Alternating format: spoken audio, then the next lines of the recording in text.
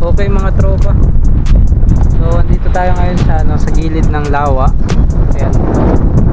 May mga naliligo nga doon, no? Hindi ko alam kung ano ginagawa nila. Meron ding nagde-date doon sa dulo. Ayan. Ito kasama ko si Boy. Ayan yung service namin, si Pinky. Tapos ang balak namin, pumunta kami dito mga kaibigan.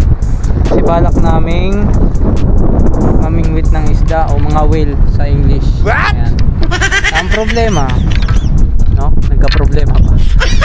Yung ano namin. Eto, nakakarating naman dito eh, yung motor.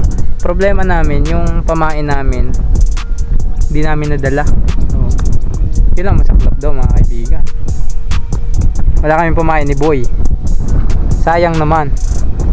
Kaya lang mga nakakalungkot lang din. Ang daming basura dito mga kaibigan.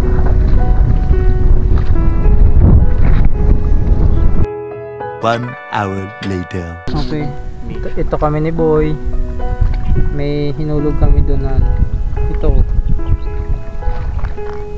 Kawil. Ewan ko makahuli ito. Palubog ng araw.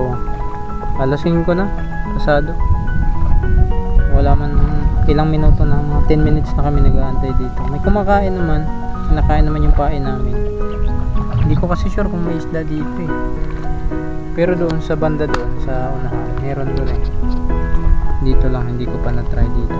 Sinusubukan namin.